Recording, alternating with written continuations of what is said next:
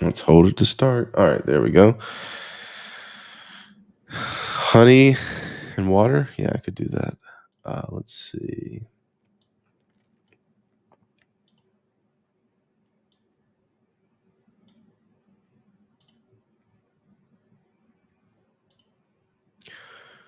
Where is my YouTube chat? Let's see. It's not there. Time to get started. Where's that music that I had queued up? Must have closed it up.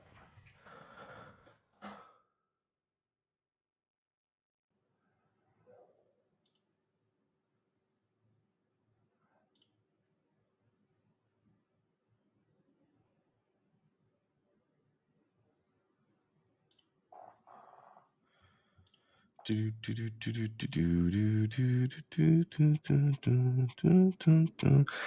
to get some. Let me get some actual music up. What was it? I was looking at Peruse. Yeah, Peruse.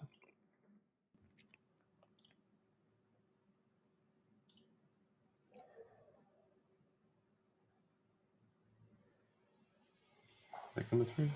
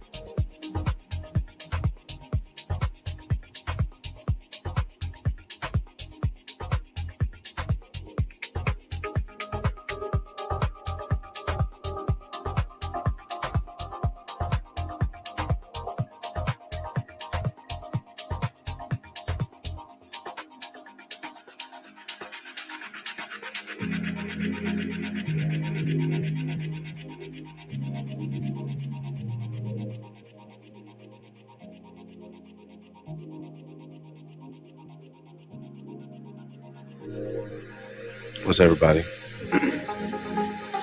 Thanks for joining. Yes, I do have a Christmas. Actually, I had a ugly sweater party that I went to last week with some friends, and I couldn't find a ugly Christmas sweater, so I got an ugly Christmas hoodie.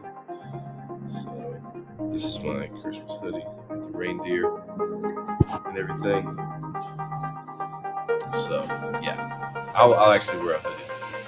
I like hoodies. Hoodies are nice. They are the business casual of my generation, internet people. So this is Tesla we're looking at, and what we've been listening to actually was Peru Saxona's SoundCloud. He does apparently some house trance on the side while he's retired from being a money manager. If it sounds like it just woke up, it's because I don't think I have the vid, but I've just had a cough for a little bit. So if I turn my head, I'll try not to cough into the mic, and we will get this thing done, and I should be healthy by Christmas time. So 1 second. Okay. So what I really liked about this, and we had this discussion on my Discord, was it yesterday or the day before? This was a bit of a diamond hand for me, actually. We talked about Tesla because a lot of people have traded it obviously in the last few weeks, and this week the people that bought it got rewarded by a nice rally. Actually, I looked to see if this was a short covering rally. It really actually wasn't by statistical measurements. Where'd you go?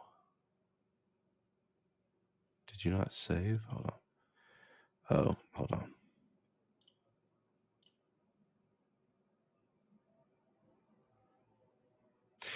on. Why are you not working? 1 second. Oh, I know what happened.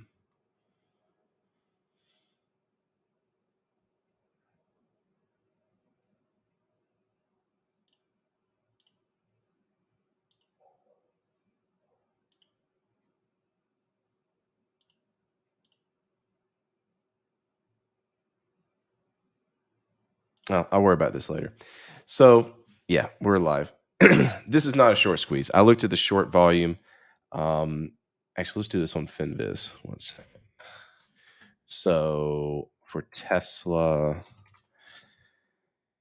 the short float is only 3%. That's very low. And the short ratio or days to cover is 1 day. So, it's not really that many people getting squeezed short. For me, it is quit. It's really just this nice, clean, beautiful level right here. This 50% retracement level that it came back to. I got into it earlier than that. I got into Tesla back around here when it started to consolidate and spike, and held it. This is diamond hands for me because I was down about 1.3% of my portfolio holding on to this position. Talked about it in Discord about how I don't actually trade the options on this. I actually trade the shares because I don't really seek those crazy YOLO gains on this kind of stuff. I'm content allocating a certain portion of my portfolio to the actual shares, and rather than having a 8% move in Tesla translate into a 50% move in my account, I would rather that 8% move translate into a 1 or 2% move in my account. And so I actually did the math, and I had about 18%. I still have 18% allocated to it as well. Considered taking some profit today, but I'm actually going to hold off on that because as it came up to the 50% of this retracement right here, that would be a good profit target. But because I gave it so much risk on the downside, I'm going to play it up until it tries to retest these highs up here. So we'll give it a few more days and weeks. Carried into quarter one. Quarter one 2022 should be very interesting. So I see more and more people are trickling in. Let's check in comments and say hey to everybody. I am streaming on Discord. My Discord, plug it here. I don't charge anybody for it. It's just a social thing that people talk about trading. Got some good professionals in there, and do all the metric stuff to like share subscribes and things like that.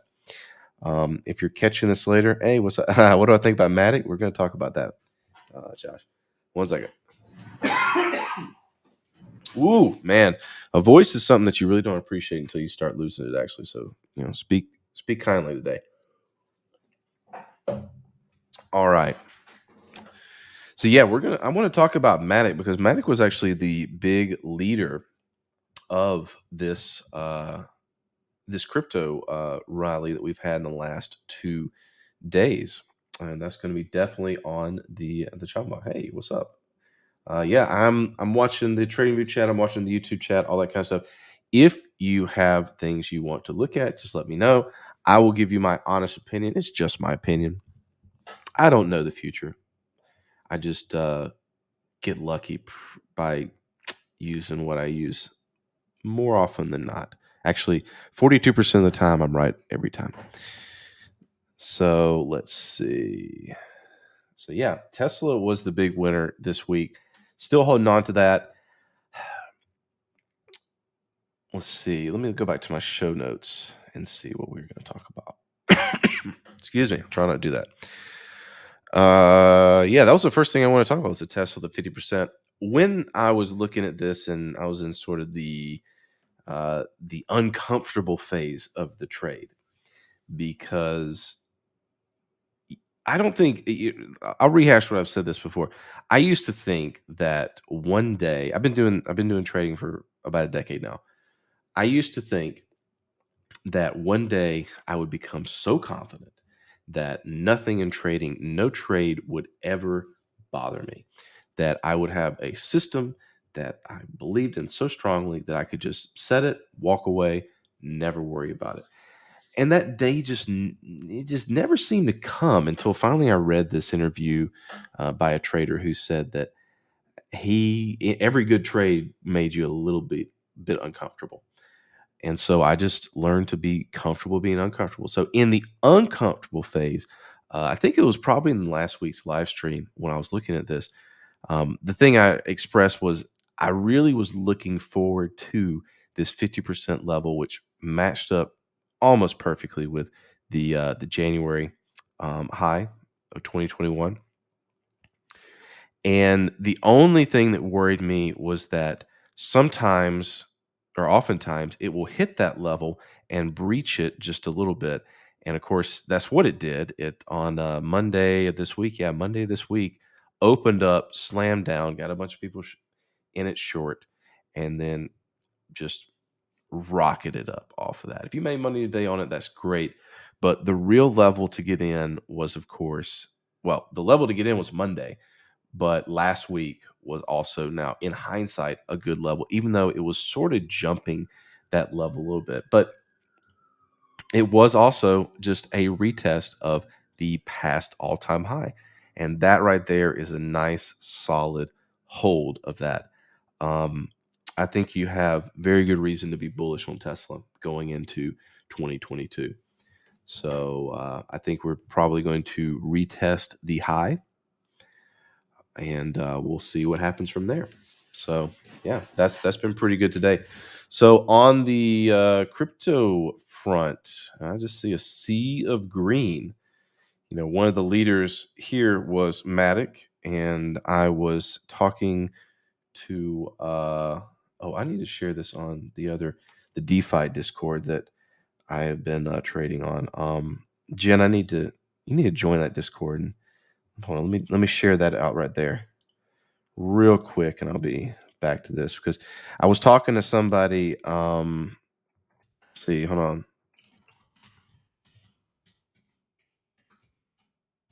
I was talking to Smicky over there. I'll wait and see if he joins in. Um,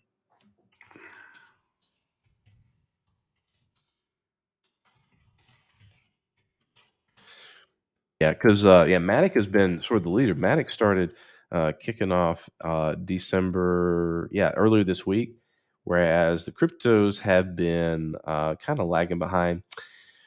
Rip my Litecoin short, but that's okay. This is my first loss in probably the last month, which, of course, all the permabulls are having a lot of fun with. Oh, ha ha ha! You short, you got killed. Okay, bud. Yeah, that's 1 out of 5. Okay, yeah. So 1 out of 5 shorting crypto. Eh, that's trading. Not a bad, not bad, not bad. But so this was quite the rally. And one thing that I really enjoy seeing is Monero doing a little bit of winning as opposed to everything else. I mean, it's just kind of going nowhere. But of course, I get, when I talk, when people ask me, what kind of crypto are you into? I am not into, in most of these that you see that have multiple zeros in their decimal places. I really only want to hold Bitcoin, Ethereum, and Monero. Used to be Litecoin, but what's the point? But these three actually have use cases that I believe in. I'm not saying that I won't get into something else. I like Mana, I like Sand, I like the metaverse stuff, but I'm not just into it for just the sick gains. I mean, they're nice, but it needs to be something that actually has intrinsic value, and I think those three have intrinsic value. But we'll see what happens in the future. Uh, I'm going to go ahead and talk about Matic because that has been on everyone's mind. So the reason, if he comes in, I'll talk about it. But I was talking to another trader about this, and they were, of course, long, and it started popping yesterday, day before, and they were thinking about taking profits. And I didn't want to talk. Didn't want to tell them to do it. Didn't want to talk them out of it. But the main thing I told him, which I tell anybody, is stick with your plan. And I think on his screen, let me see if I can bring it up here.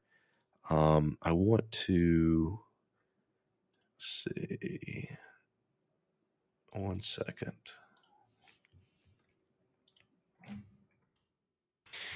Yeah, so he had bought it somewhere in here, and he was looking at a target about 2.76. Did he get it? Did he get it? Not quite. Just about, just about. But you know what? This is why you don't mess with winners. You really need to focus on the losers. And I know that's a meme for trading and whatnot, but it really just kind of works if you just kind of hodl and just wait. Now that's to be said about things that are bullish. This is going up. Okay, when you get a sign that the trend has ended, that changes. But I wouldn't mess with this. I would if you're long on Matic, I just wouldn't mess with it. I would just like anything, just let the profits ride at this point until you see some major price action. But I don't want to talk. I don't want to talk about that with him. I made a point not to tell him when I thought the trend would end because I want him to not be dissuaded from it because he's falling into that whole trap of wanting to not wanting to give up those profits, and that's of course the opposite of what you need to be doing if you're a trader. You need to hope for more profit and fear a greater loss. But nobody does that. Nobody does that. So, all right, let's see here. What else are we going to touch on? Let's just do a brief recap of where we stand now with this whole pump as far as crypto goes. So with Bitcoin, hasn't really changed from last week. My sentiment that it is bearish is still bearish because we are below the cloud and momentum is out. I mean, what this did was it pulled us back to, is that past or at the 50%? Yeah. So from this liquidation that we had, this started basically the top of that trend was November 30th. That's the Kijinson on the daily. It's at a key level. It popped us up to a level right here. And this is what I would definitely be watching to see if today closes. Holidays, whether it's Christmas or July the 4th or New Year's, They are typically low volume days, and price can do some crazy things. That is true in the stock market. That's true in Forex. Hi, thanks for joining. Uh, and this can often be true in crypto. It's so funny when people are not looking, is when instruments like to have really crazy moves. I'm serious. I mean, as a trader, you, you got to kind of balance your time in front of the screen. And I'll tell you when not to trade. You should not be trading crypto at 3 a.m. in the middle of the night. No money is made at 3 a.m. in the middle of the night. You should be asleep. I know you think, or some people may think that crypto trading 24 hours a day is a feature. No, it's a bug. It is not good and healthy. I learned that lesson the hard way. So yeah, just keep training if you want to. You'll figure it out. But holidays, on the other hand, interesting to watch. Interesting to watch because nobody's looking. Nobody's there to trade it. Nobody's there to fade the move. There's less orders in the order book. Price can go kind of crazy. So as we go into Christmas here this weekend, spend the time with the family. Celebrate however you want to. Tomorrow's a day off. The market is closed for the U.S. stock market. So it's worth watching. It's worth watching, actually. I'm not saying that I would take a trade. I'm just saying interesting things can happen. Ethereum. Ethereum still holds its ground. It is also back up to the halfway point of the big move that has been defining this last month. So it's basically at a resistance right now, the 50% level. But Ethereum still remains. The price has been poking its head out, but the momentum has not gotten out. This is not bearish yet. Monero is still bearish, and of course, it came up to its 50%. They're all crypto is very, very correlated. All the majors are, and that's what made Matic really interesting. Was that as opposed to Bitcoin, Ethereum, and Litecoin, Solano, Matic was really kind of a standout. It just keeps on going up. Josh, tell me why is it going up? Fill me in on why that is. I actually like to know. The fundamentals of crypto are basically hype, so I just don't catch all the hype for things. What do I think about Stellar? What is the symbol? I need the symbol. I don't know what the symbol is. Uh, Armen, I just analyzed it. Did you catch that? Did you catch that when I was analyzing Bitcoin? Hold on a second. Somebody's playing, I think, Christmas music really, really loud outside. So that another topic of I found interesting was earlier this week. There was an article talking about the GBTC, which, for those that don't know, GBTC it's not an ETF; it is an investment trust, and they beat the standard ETFs to market a few years ago. I think the Winklevoss twins are trying to get a Bitcoin ETF listed, and they were going through all kinds of regulation. They're trying to, cross their I's and dot their T's, and really trying to do the right thing, and adhere to regulation. And well, they don't have a freaking ETF now, do they? So yeah, all this talk of regulation just stands in the way of progress. But through a little loophole, Grayscale was able to get it listed as GBTC as an investment trust. So how that's different legally, I don't know. But if you want to put Bitcoin into your 401k or IRA, GBTC is the stock symbol that people do it. And it trades not with a total positive correlation to Bitcoin. In fact, let's, out of curiosity, while I'm talking about it, let's talk about this. Correlation coefficient. So let's see what that correlation actually is. The history index apply. Yeah. So a perfect correlation is 1.00. And as you can see, it stays pretty consistently up there at the top. But right now, the correlation is 0.98. And at some points, has come down to 0.8. So there is oftentimes a premium or a discount on the GBTC versus Bitcoin. How they calculate, let's dig into that, and I'll explain that a little bit more. So let's see.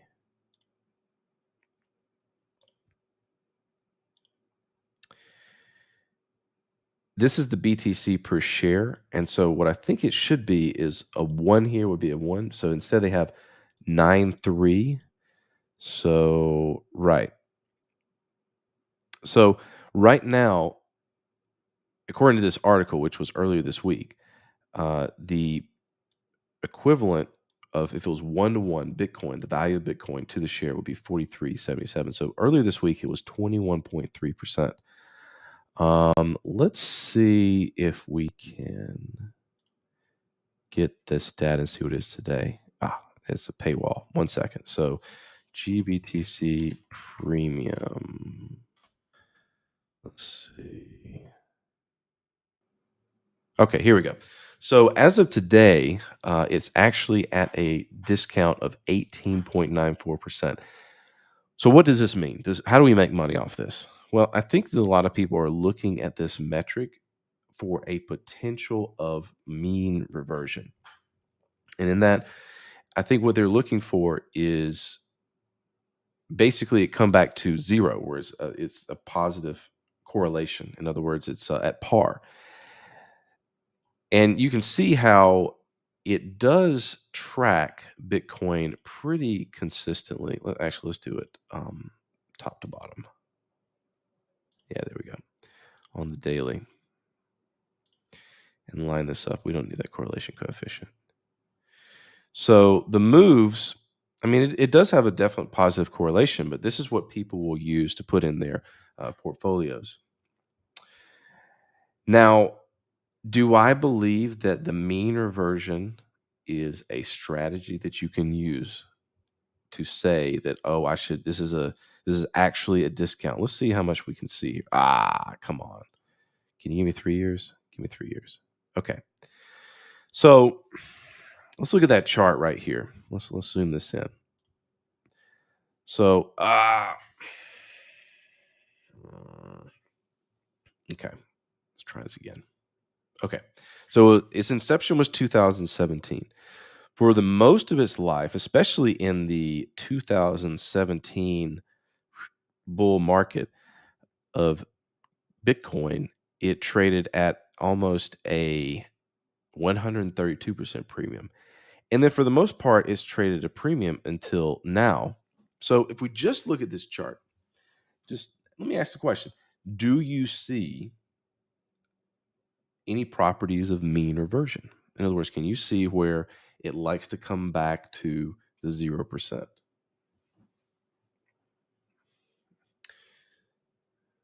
I don't. What do you mean, Aman? Take a look at the Ichimoku clouds left on the Bitcoin chart, and you'll find some interesting points. What time frame? Be happy to look at it. I don't see any properties of mean reversion. In fact, it's not really a good sign that it's gone this direction, because normally what you would see is people that want to own Bitcoin in their retirement accounts. There would be more demand for GBTC, creating a premium above the market, the actual market value of Bitcoin. So, yeah, I don't. It's an interesting statistic to look at that it's reached an all-time low, but I don't think that's necessarily a point of inflection that we can derive from that. I don't see a tradable signal in the GBTC discount. Daily. All right, let's look back at the daily then. So I, of course, like Ichimoku. And one thing you may have joined late, but yeah, it's sitting at the daily Kijinsen right now. Kijinsen. I don't speak Japanese, but it's basically the 50% of the last 26 bars. The next level that I was looking at would be, of course, 55, but it's got to clear this level here. But again, it's still in a defined bearish trend, and it's at a resistance right now. So the chart talks to humans. Yeah, it does. Yeah, you get it. You get it. The lower time frame. Well, don't tell people. People still want to trade the 1 minute on Bitcoin. They're convinced that they can be successful trading the 1 minute. Only silicon people know how to trade on a 1 minute, honestly. Sometimes I'll go down to 5 minute. I have my alert set to 5 minutes, but daily definitely gives you the whole picture. It really, really does. 100% agree with you there. All right. So let's take a look here. Check the chat. Matic is a competitor of Ethereum. So that's interesting. I can dig it. I mean, smart contracts, NFTs, all that good stuff. I mean, that's one of the reasons that I think Ethereum has a lot of promise. There's a lot of stuff happening with Ethereum as the base. Anytime you hear about someone selling this really expensive, crazy monkey NFT, at the end of the day, what they're doing is they're valuing it in usually possibly the native currency of the NFT, which is then translated to the cross pair of the Ethereum, which is then translated into dollar terms. So, yep. See, another thing that I've been watching and very interesting for a long time is the long short interest, specifically on the Bitfinex exchange, because it has the best data for that. And there was something interesting that happened earlier this year. So earlier this year, this is how I look at it in TradingView. So above us here is the Bitcoin price. And then we're going to match this up with, let me bring up my lines here. Mark the high. The last all-time high was here. There. Okay. And then the low that launched us into this recent phase is here. Now, this is what I found interesting. When this was going on back in the summer, I gave a talk, a public talk about how much leverage was being employed. It was ever increasing. The leverage was increasing that people were putting on. And if you notice, when price took a dip here back in April, so did the leverage. People were getting liquidated. That's what normally happens. What normally happens is people take on leverage positions. The market moves against them a little too much and they get liquidated. They get forced out of their positions. And the same thing happened in May, where you come up here and then you had this forced liquidation. You have all that selling off, people closing their leveraged positions. But then in May the 10th, my birthday, things changed.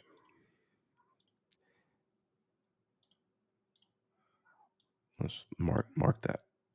So actually it's 13th. It was 11th. Hold on. Let's just zoom in so we can see this. And if you want to bring this up on TradingView, it's BTC USD longs. Just all one word, BTC USD longs.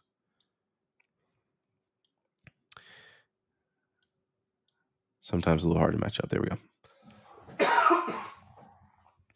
So here, when Bitcoin was falling, rather than people getting liquidated, rather than people clearing out their positions, the leverage actually began to increase. More and more long positions on margin were being taken out. And it actually increased all through the move. Every time that Bitcoin would take a little bit of a dump, the longs on leverage would increase. People were doubling down. People, institutions, I don't know who these people are, whales. But it's a very distinct trend. And at the time, I thought that this was a very bad sign. In other words, If we went lower, if we got into the 20K ranges, these positions on margin would get liquidated. But instead, as the market started creeping down, they just rose and rose. And then something just as interesting happened. As price began to recover, rather than leverage going up, in other words, people betting on it to go higher, these margin longs began to close here. They started closing out, taking profit as it went up. Now, how does someone take a margin? Or what is margin? And what is leverage? Well, leverage is basically borrowing. You basically go out to the exchange, people have either Bitcoin or any other cryptocurrency. They loan it to someone else who then goes out into the market and then buys it on that borrowed money. In this case, they probably did it on USD Tether, or some other stable coin. And then if you short, you're borrowing it and you're doing the inverse. You're borrowing the Bitcoin and paying interest rate, that sort of thing. So a lot of USDT was pumped into. I don't want to say something inaccurate because it may have been any of the other stable coins that Bitfinex uses, or it could just be Bitfinex deposits. Either way, a lot of margin longs back during the summer propped up the price. It kept it from falling further by people doubling down. It was a dangerous strategy, but it paid off. It paid off. And as you can see, as price continued up, the margins have come back down. The margin longs have come down to a rather relatively low level. So what's happening in this recent move? In this recent move down, let's match it up. Let's go to the all-time high. Let's see what it looks like down here. Yeah, pretty standard. This is the kind of behavior you'd really expect to see. This right here, where you're getting closer and closer to an all-time high, and more people are leveraging into it. And of course, when the market took a dip, got liquidated. I mean, that's what you see right in here. Where is it? Yeah, 16th of November. So this is really standard price action for most retail traders. You get a little bit of FOMO. It's breaking all-time high. So what do? They start leveraging in, like piling into the positions, and then when it fails to break out, starts liquidating them. Boom. This is people getting liquidated. This is a very standard price action for Bitcoin, or just leverage in that case. What you'd expect to see. But then again, what do we see here? As price has been going down, once again, leverage is increasing. Had a little bit of a dip in here, but once again, leverage is increasing. More and more people are taking on leveraged long positions in Bitcoin. So, is this bullish or bearish? It's neither. What it does, though, is it exacerbates any move in the short direction if people get liquidated. But if they do the same thing as they did back in the summertime, that's not going to happen. Apparently, they have all the money in the world to prop it up and keep the price from falling further. So, might expect to see that again. This is my own version of sitting here on a live stream talking about manipulation by the whales and stuff like that. Like I don't follow Wyckoff distribution patterns and things like that. But this, where you can actually see the nominal value of leveraged positions, what people are actually doing, not what you think that these whales and lizard people are doing. This actually can be meaningful because you can know that right now, as this move is going on, a lot of it's being supported from going down further by leveraged long positions. So I find that interesting, and I'm watching this very closely, actually. 1 second. Let me take a throat break.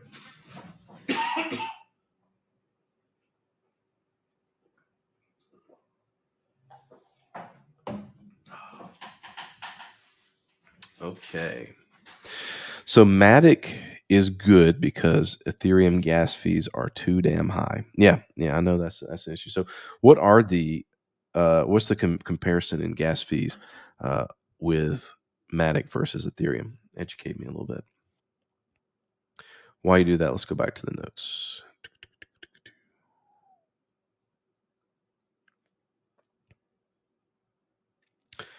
So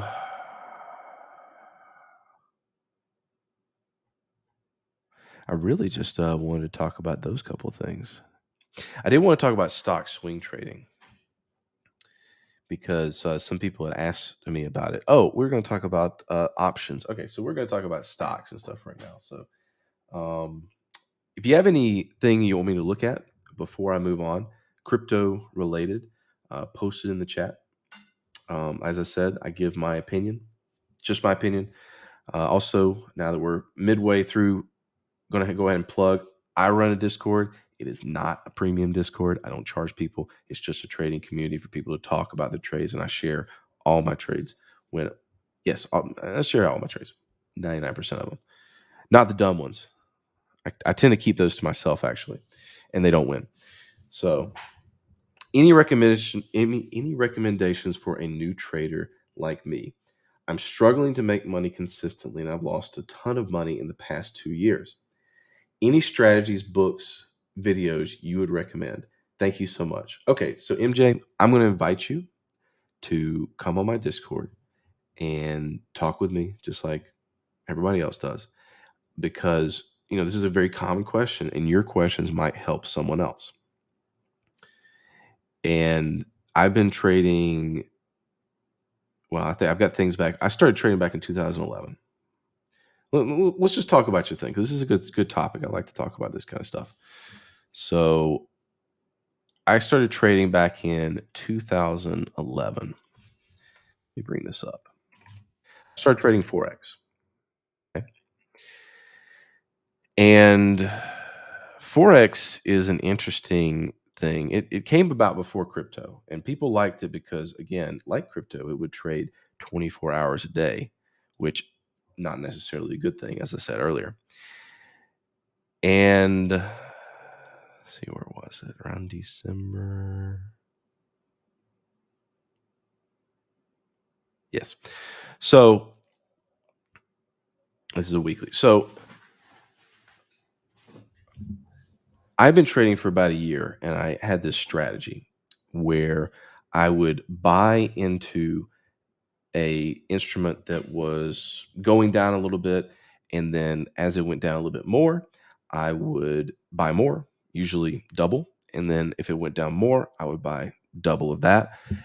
That's called a martingale system, and people use it in roulette, and it was great.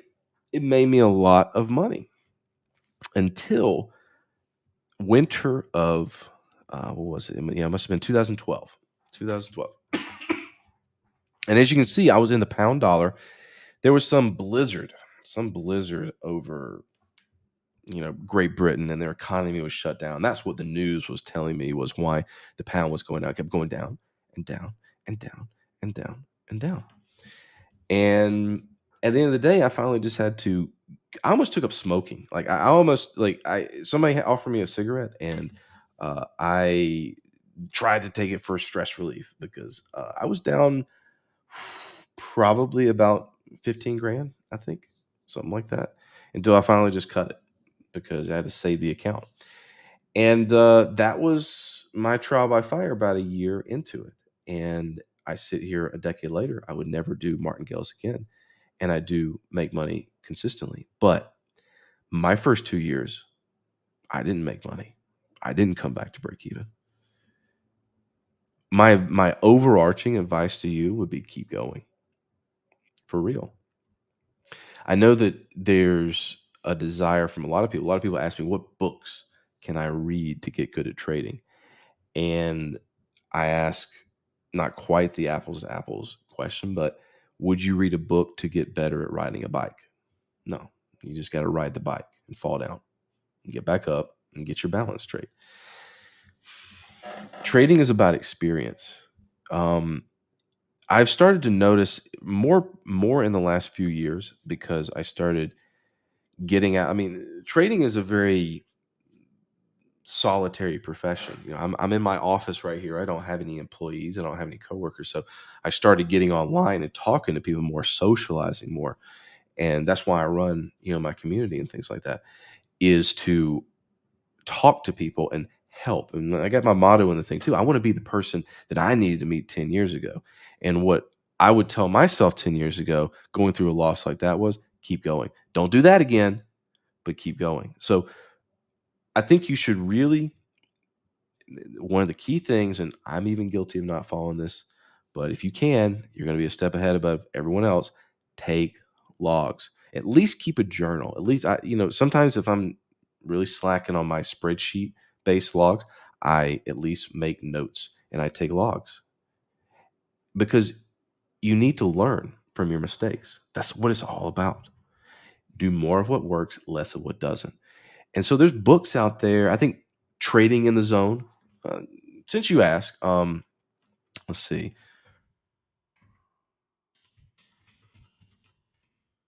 And I don't have a Amazon thing referral because I make my money trading. I don't need Amazon stuff. People keep telling me I need to. Reminiscences of a Stock Operator. This version right here with all kinds of little historical annotations is really cool. This book was written almost 100 years ago. But if you read it, I guarantee you that you're going to learn something and recognize the same things going on in the market today. Same people, same personalities, because humans don't change. This is a good book. Won't teach you exactly how to trade Matic versus Bitcoin, but it will teach you about trading and psychology. It's just another one, Trading in the Zone. This is a good one, but I'll give you the TLDR on this one. The TLDR, like every single chapter, every single paragraph is centered around hammering home the concept you have to get in your head as a trader, which is the zone is anything can happen. That's it. That's really the whole book in a sentence. Anything can happen. But it really walks you through this process of making it. It's such a good lesson to absorb because like I was speaking to somebody about, Matic earlier this week who wanted to take profits too early. Have a little bit of imagination for where this thing could go. Anything can happen. It could go to $100. Not saying it will, but just anything can happen. And it could also go to zero. Anything can happen. And once you absorb that, then you don't do quite the dumb things like, oh, I'm going to bet half my account on this thing. Because even if it is a high probability, even if you do have a high upside, the chance that it doesn't go your way means that you've lost half your chips and you probably are going to be out of the game pretty soon. So anything can happen is really what this book is all about. So, but these are all psychology books. I think probably what you want to know if you've been trading, and actually, if you've been trading for 2 years, you probably know what indicators are. You probably know what strategies are. I would be curious, and this is why I wanted you to join and talk to me on Discord. If you would post me your chart, what chart are you looking at? I'm not going to make any assumptions about what you're doing, but I need to know what you're doing, what you've tried, and I can probably help you. I don't ascribe to any one indicator or strategy. I do not. I have things that work for me. And if you watch my stuff, I got my loyal followers that are watching on Discord and everywhere else. I don't yell and scream about things. Earlier in the uh, live stream, I talked about Tesla. Tesla this week was a class example. I like 50% retracements. These 50% retracements are based in my understanding of Ichimoku that I traded for many years. And I like to look for short-term spikes in volatility, basically price action that stops a bunch of people out and goes the other way. Those are the two things that work for me. But some people use RSI, some people use Bollinger Bands, some people use fundamental analysis, but I don't know who they are because most of them have retired by now. So I don't say anything as good or bad, but I will chime in when people are making egregious mistakes. You know who I'm talking to. Bad MFer. Like saying I'm going to, set a goal of $100 a day or something like that. That's wrong because you don't know what today is going to bring you. Today could bring you $500 and you cut yourself short, or you could be chasing that $100 and end up minus 300. So little things like that, those are the psychological moves, but those are the important things of trading. I'm betting though, if you have been into this more than 2 years, you're kind of past the phase of I don't know how to analyze. I bet you have a good analysis of charts. I bet you know how to look at a chart. You know your way around the platform. You probably have had some wins. I know you've had some wins. And what I'd like to know is what worked for you, what made you money, and then also what took that money away. Those points. I mean, really, you just take those 2 points, you do a little bit of analysis, and you figure out, okay, what rule can I add to my trading? What structure do I need to add to what I'm doing that's not working? I used to trade options. I used to really enjoy trading options. Made good money in them back in 2000. I'd say about 2016 through 2018 was really good for options, but I've just gone to stocks because options now they just didn't work anymore. I don't know what it was. Maybe it was me. Maybe it was me. Maybe it was the market. But I just have better luck trading actual shares, and so that's a change that I had to make. Looking at, okay, what's my performance now? Like I'm not really liking the performance I'm getting from options.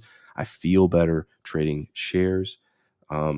Sometimes you just got to make changes like that too, big changes to how you do things. But you're never going to be set on one thing. So I want to talk to you some more about it in details, because this is why I put on these live streams. This is why I have a Discord, because I went through a lot of pain. Sometimes I still put myself through pain in trades, but this is what I love doing. And if you have a passion for trading, if you're in it for, you really have to be into trading for more than the money. There's a ton of ways to make money in the world, believe it or not. And trading is probably the hardest way to make an easy living. So you got to love it to stick with it. George from Crypto Russ is good with fundamentals. Cool. When I talk about fundamentals, I was actually more jabbing at PE ratios, things that, Warren Buffett, I shouldn't knock him. I mean, who am I knocking? But yeah, Rivian, no sales, largest valuation of what an EV stock or a stock ever comes on the market. I mean, come on. I mean, are we really caring about fundamentals now? I mean, maybe one day. I'll say this: when the market was going down, what's it doing now? When the market was going down, stock market was going down these last few weeks. Is it XLK? Is this that's the technology. What's consumer discretionary XLP or consumer staples? Consumer staples, the value, like the Procter and Gamble and Coca-Colas and things like that, people really started putting their money into these defensive plays. Why? Because they have good fundamentals, but you won't get YOLO returns from them, and that's what people want. People want the YOLO returns, unfortunately. Not unfortunately. I mean, if you can get it, go for it. But it comes with more risk. It's just the nature of the game. That's the game. Yeah. Share your charts. I want to know what you're doing. If you've been doing it for 2 years, then you are committed. You're in this game, and this is what you want to do. So that's good. Like I said early on, I mean, I've lost and then made a lot of money in trading. If you go, another good books to read. Again, this is all psychology because the psychology is fun to talk about. What is it? Um,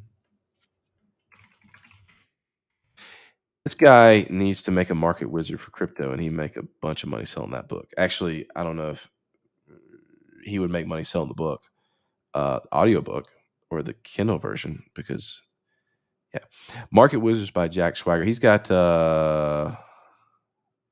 Stock Market Wizards, um, Hedge Fund Market Wizards.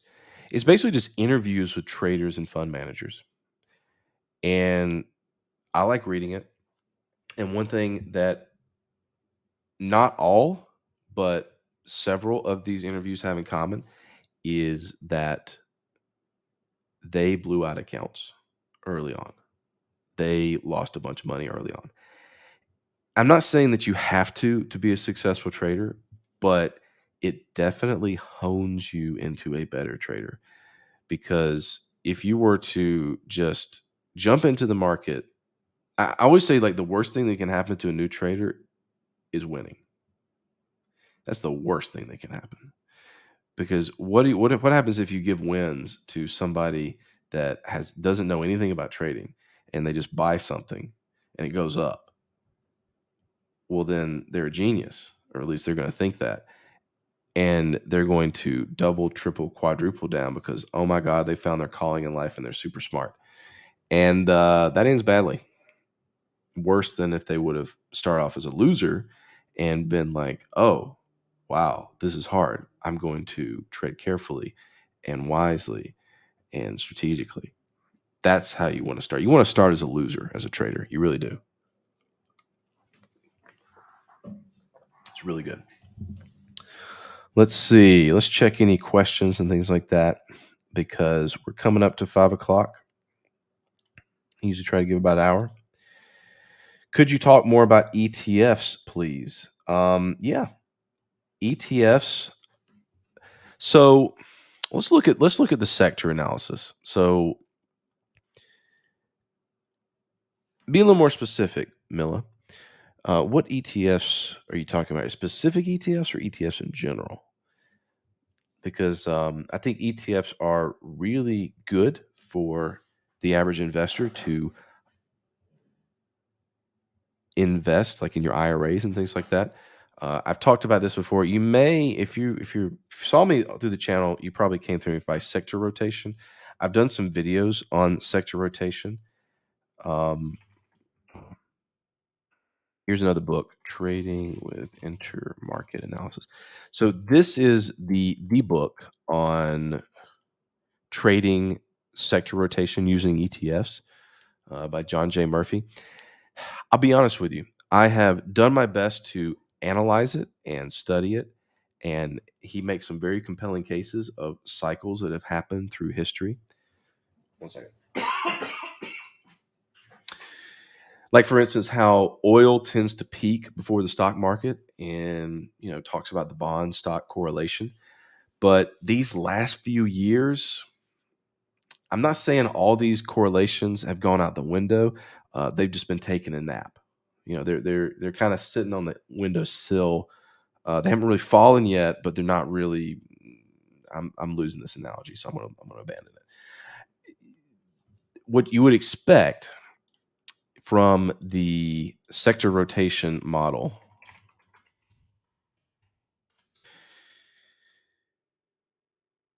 and you can visualize this using ETFs, or you can trade this using ETFs. Oh, okay. Yeah. All right. This is good. All right. Is timing different investments in ETFs as the market and the business cycle continues.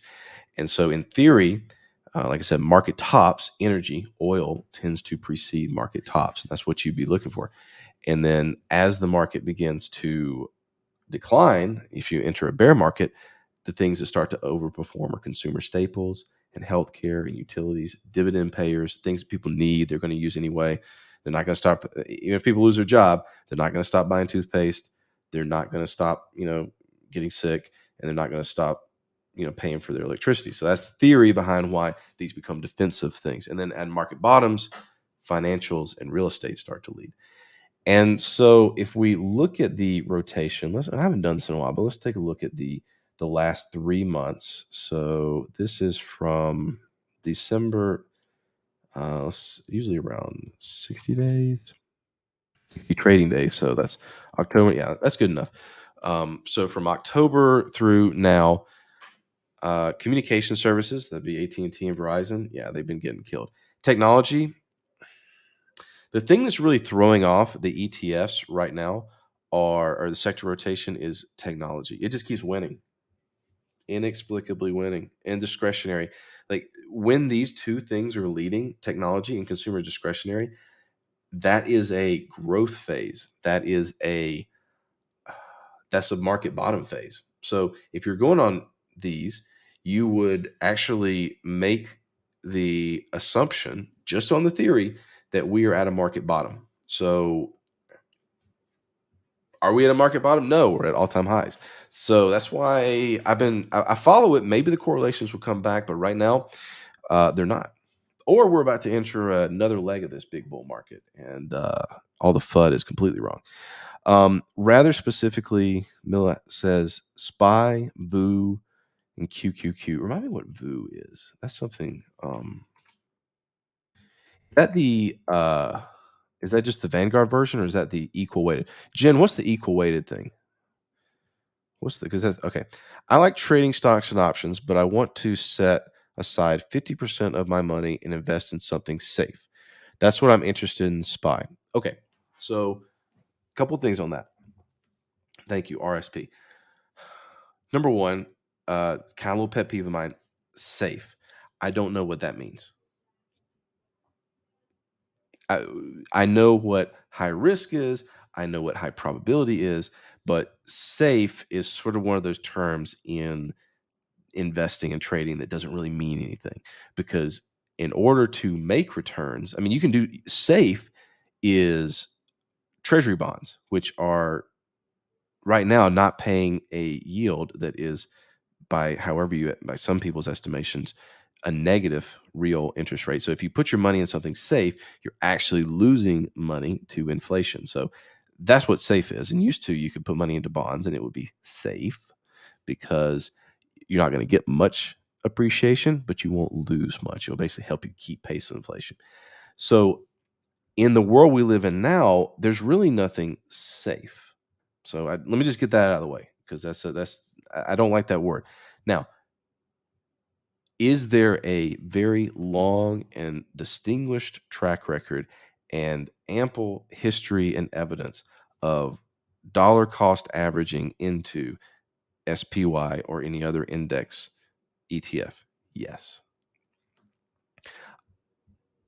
I am not a financial advisor, but I can't buck the trend of history. Just since the 1980s, let's go all the way back. The stock market has been. Let's do the Dow Jones.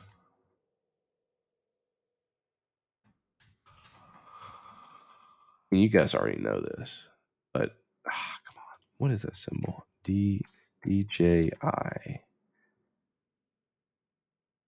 Okay, since the 1980s, there has been no better place to put your money than. Well, incorrect. The stock market has been a good place to put your money, and with the SPY, you actually do get dividends, so you do get the benefit from the compound of that. Now, here's a little hack for you. If you actually want more compounding but a little more risk, I actually own this. SPHD is the high dividend, low volatility ETF. I'm sure they seek low volatility, but this is an ETF that picks stocks with high dividends. So you can already kind of notice there's quite a difference here between SPY and this right here, but that's also due in part to the fact it's different stocks. It's only picking stocks that have dividend payers. In other words, Tesla is not in there because it's high volatility, no dividends. it does have Apple, but this right here would be one where you're getting more of a dividend yield. Let's see what this is actually.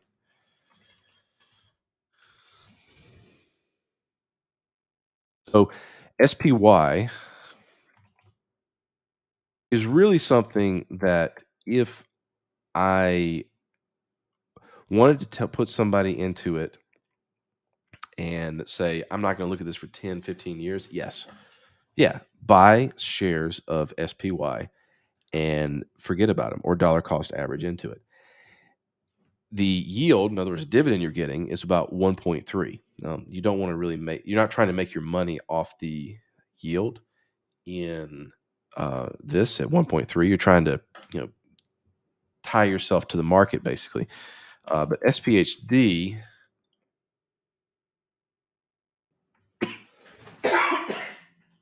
does have a higher yield. It has a 3.71%. But you can go through and look at the components and compare them. What I like to do is etfdb.com.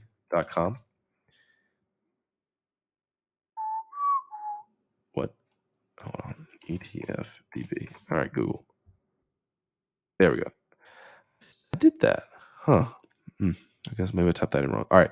So SPHD, you can look and see what are in these ETFs. Holdings. It's a good website for doing that research. Yeah, so this got Iron Mountain PPL, WMB, MO, which I like. I like Altria, Chevron, Pfizer. I don't like AT&T, but this is what's in that ETF. It basically takes from the S&P 500 and it picks the ones with good dividends and low volatility, and that just means their historic volatility. So, yeah, another one that we've been looking at is RSP. Is this an ETF or yeah? Okay, so this is another ETF. This is the equal weight S&P 500 because if you don't know, the SPY, the SPY, is very, very affiliated with one stock. Do you know what that is? I think most people do. Apple.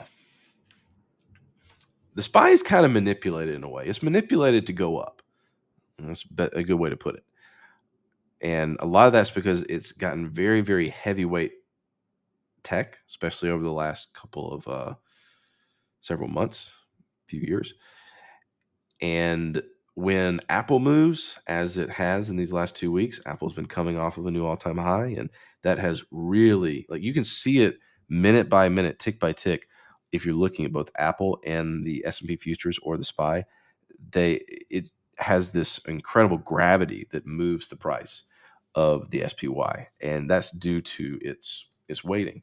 But if we look at RSP, in other words, if you want the SPY because you want to be tied to what you see on CNBC every day, then SPY's for you. But there are some other options. This would be the equal weight, and let's see how they do things. Yeah, everything gets a 0.25%. They probably need to rebalance this, but yeah, that's interesting. Everything's very equally weighted. Okay, and let's go back and look at that. So hold on, let's do this. Let's have some fun with it. So let's put SPY above us. Let's put RSP down here. And let's look at this on the daily. Right after I have myself a coffee.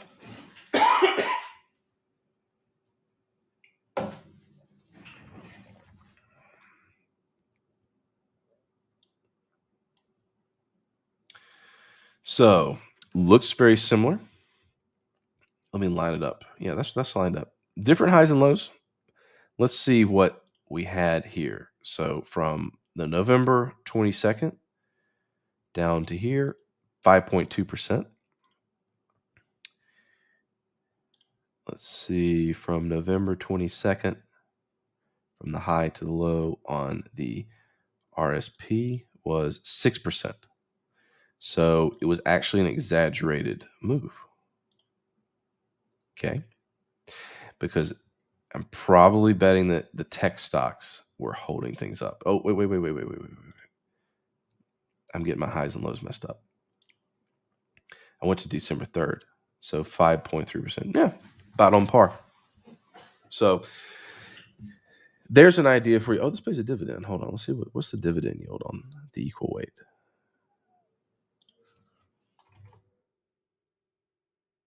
Probably not going to be, yeah, not much different. 1.28%. Not a big deal. So I would say, there's SPY. I hope that gives you an answer to your question. So you got your SPY.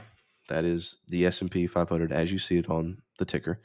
You got the SPHD, which is going to give you a higher dividend choices with low volatility. But I put that in quotations because you don't know what a stock's going to do in the future. So it's hard to say if it's going to be volatile.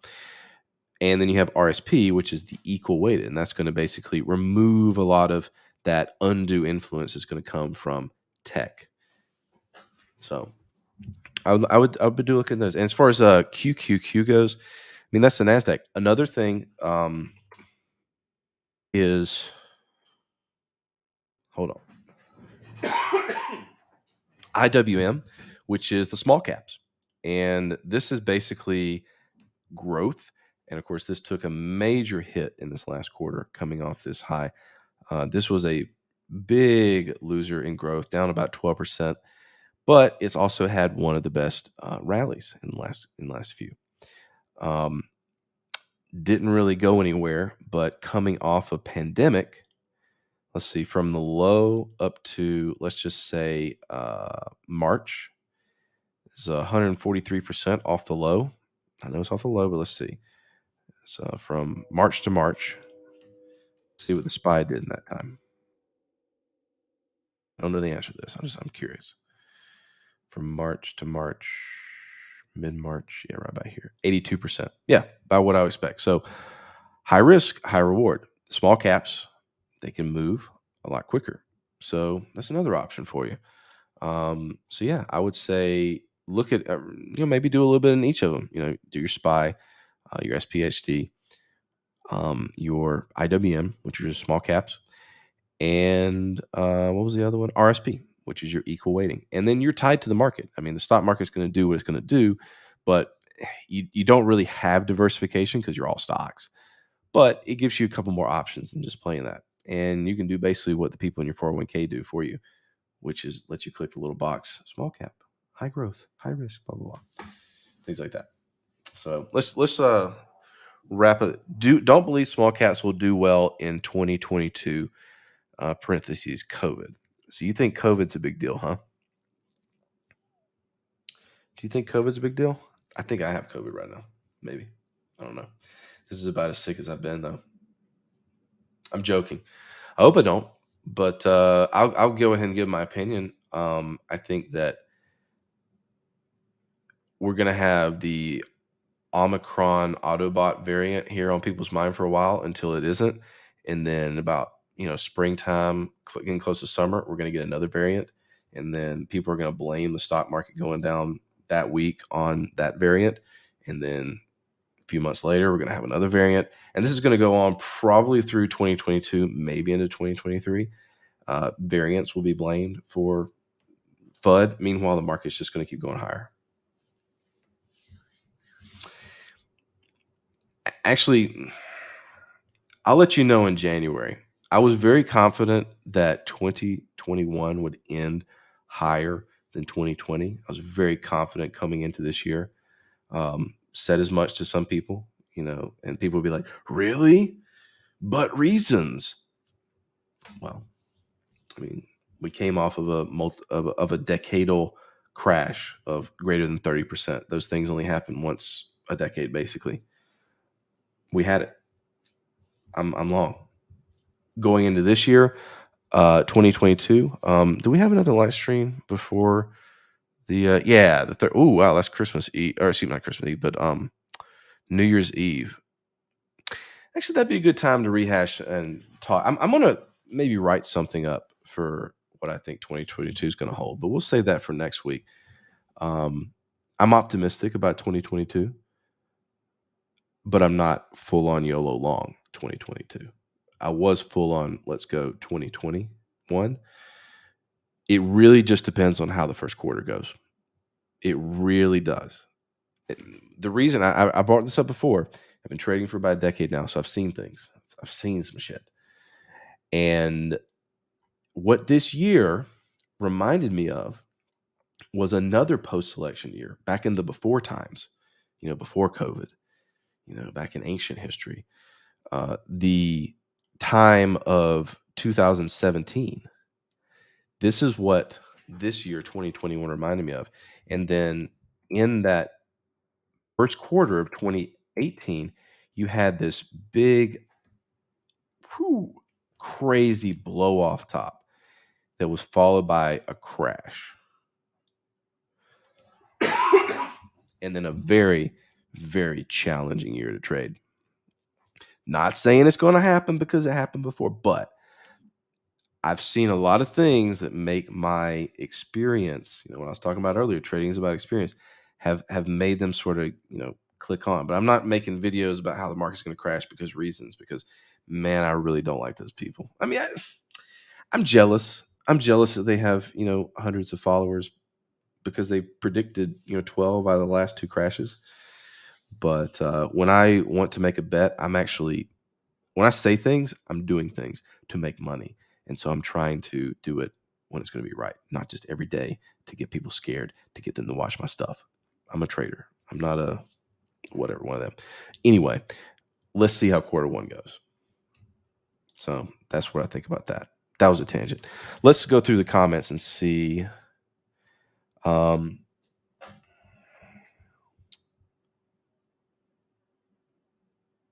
Returning to pre-COVID economy is a big deal. I mean, employment, you can't find people to work.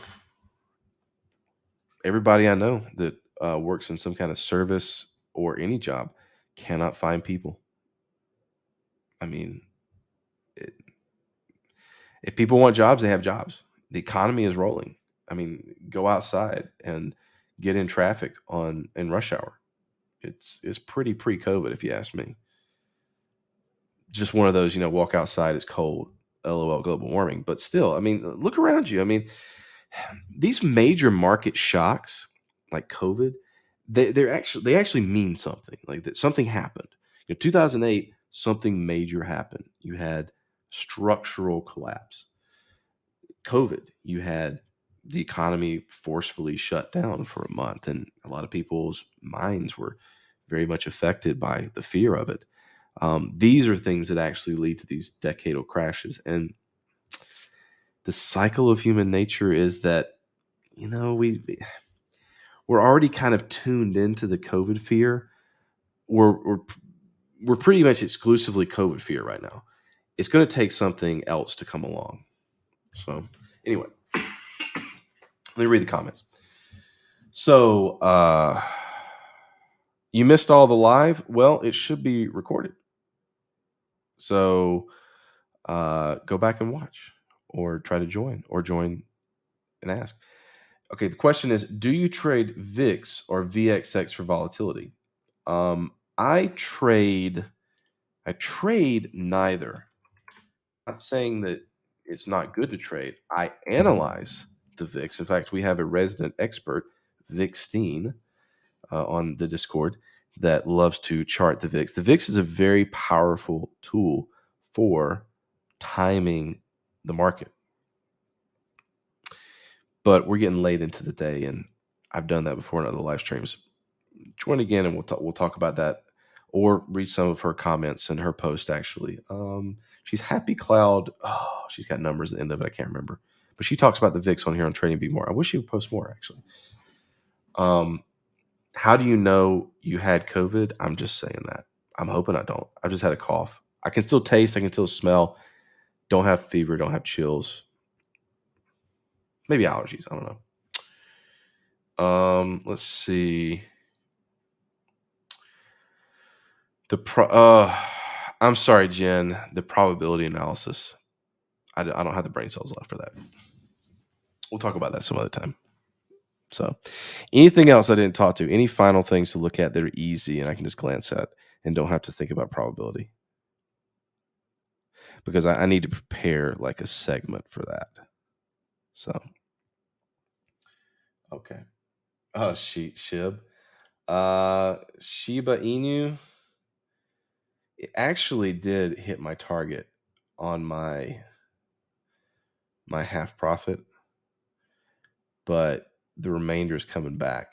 Yeah. A lot of people would love to give me crap about that because yeah, dog coin. That's a hill to die on. Yes, king size trading. They are linked right now.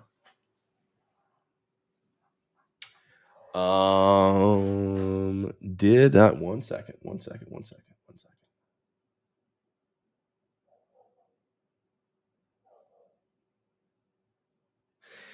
I am remiss that I have not made a video to this point. I need to sit down and make an actual video about this. Oh, no. I did. 1 second. Yes, king size. So I noticed, and you may have noticed this too, that around these two major events this last month, the December jobs report, which was on December the 3rd or the 4th, the 3rd at 8:30 in the morning. If you look at the price action of the S&P futures and you look at the price action of cryptocurrency, Bitcoin, Ethereum, the majors, they moved in lockstep. Then on the FOMC, which is what I just linked, let me just bring it back up.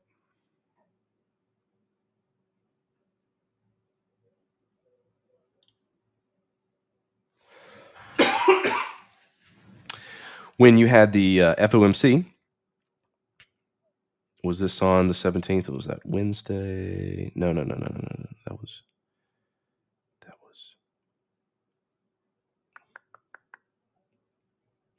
It wasn't a Friday. Why is that showing the 17th?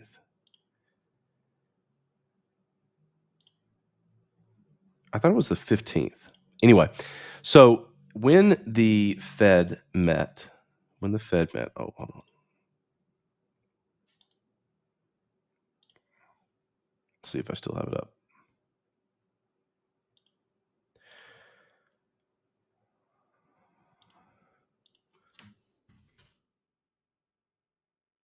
Give me a second. To answer your question a little more succinctly, it's because depends on how you want to put it. Crypto has become a risk asset. In other words, when people are feeling like taking risk, when people want to get a return, then they buy Bitcoin because it is a high risk, high return investment. Same thing with stocks and equities. And so what you end up having is days and moments that are either risk on or risk off. And what everyone's keying off of is the Fed. And the reason they're keying off the Fed is because if they raise interest rates, everyone knows that low interest rates, are fueling a lot of this asset appreciation that we are living in now.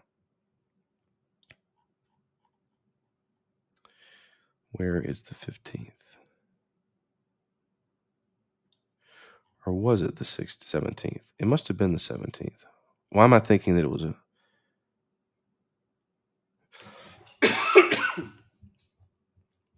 No, it was the 15th. 1 second. I'm bringing it up here. There we go. There it is. So what both the stock market and cryptocurrency are looking at is the Fed to raise interest rates. But why? Some might ask. Why is it that the interest rates, the Fed interest rate, would have anything to do with crypto? Well, to that, I go back to my criticism of people when they talk about mainstream adoption. Everybody wants mainstream adoption. Everyone talks about, institutional investors, blah, blah, blah, blah, blah. Well, where do you think those institutional investors get the money to put into Bitcoin? They get it from loans. They get it from low interest rate credit. The Fed loans out the rates to banks. Banks then loan it out to other intermediaries, and then eventually it goes down the line till you have that low interest rate to hedge funds, individual investors, people. I mean, I could I legally do this? Yeah. I think I could literally take out a line of credit right now at 1.9% based on my stock holdings. The only thing that I cannot buy with that is more stock. That's the only restriction that they put on that for me. I don't do this, but that's what I was told by my financial advisor, that I have a line of credit and I can take this out. It's floating. It's a floating interest rate, but I could buy whatever I want. I could go and deposit. I could write a check to Coinbase right now and buy myself a very large amount of crypto at 1.9%. So where do you think this money's coming from? So when and if the Fed raises interest rates, this world of 1.9%, 2%, 3% interest rates are going to go bye-bye, or at least slowly, maybe fastly, I don't know. And so both the stock market and cryptocurrency are responding to this speculation. And with all this mainstream adoption, with all this institutional money that people think is so great, because they only think about this far in front of their face, where they're like, oh, institutions buy my Bitcoin, I get rich. Well, yes, but you've also now exposed yourself to the broader financial market, which, if you're a real believer in cryptocurrency, that's the reason you got into it, was to get away from the established financial industry. Guess what? You're in it now because you wanted mainstream adoption. Enjoy. So, do I think Bitcoin is a high risk investment? Yes. That's a pretty easy question. Yes, it's higher. Well, okay. Let me have a little bit of fun. I'm gonna wrap it up here because it's getting kind of late. Bitcoin. I listened to a talk about a year ago from a friend and person I know here in Atlanta. Gave a talk at a little Bitcoin church that we have. We kind of call it that because someone gets up and has a little sermon. Bitcoin is, let me see how he put it. If you understand Bitcoin, you know that it is a zero risk investment. Just pausing for effect to let that sink in. Bitcoin is a deflationary currency. That's one definition. But they're not printing more of it. And I myself have lost 25 Bitcoin back in 2012, 13, whenever I formatted the hard drive. Oh, well. As long as people value Bitcoin, as long as people have a perception of value in Bitcoin, as long as they're willing to pay US dollars for it, which are being printed every day, Bitcoin will have a value greater than zero. So it is it is a zero.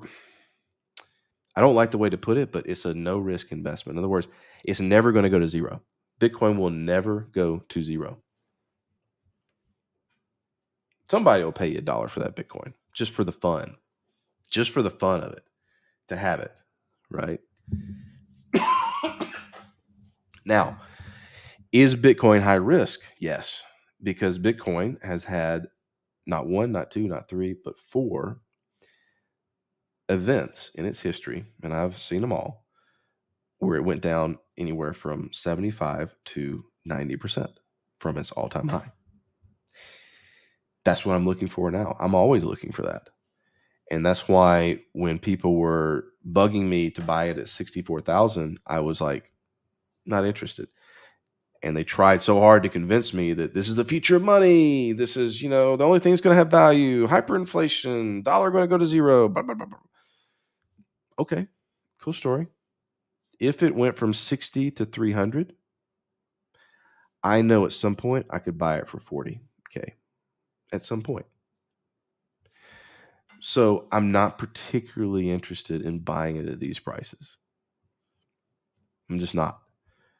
I mean, it could go up to 100K. It could go. I mean, but at some point, the nature of Bitcoin is that it's got to blow off at least 70% of its value at some point.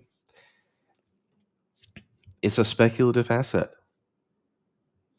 It is. Is it manipulated? Well, earlier on in the live stream, I don't know if you saw it or not, I looked at the leverage situation. What leverage, what margin positions were being taken on back in the summer. Rewind back and look at what I was talking about there and my analysis of it now as well. I have a different interpretation of manipulation. My broad thesis on manipulation is I don't care, because the people that manipulate things don't call me ahead of time and tell me, hey, I'm going to pump the price. Nobody.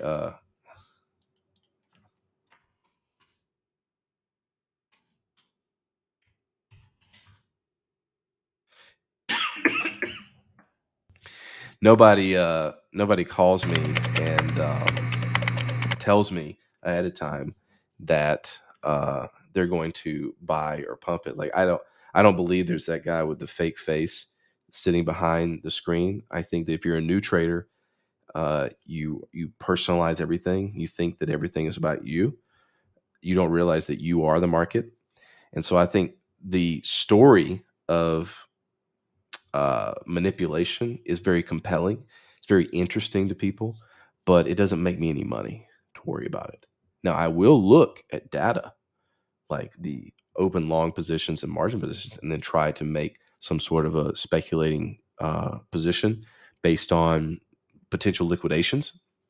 That's actionable, information. But I'm not going to sit here and worry about what other people are doing, because that's their trading. And this whole idea that the banks and institutions are gods and unassailable and infallible is not true. There's a long history of failed hedge funds and massive blowups. I mean, 2008, that's all I got to say. I mean, the smartest people with billions and close to trillions of dollars behind them made really big mistakes with their money. It happens.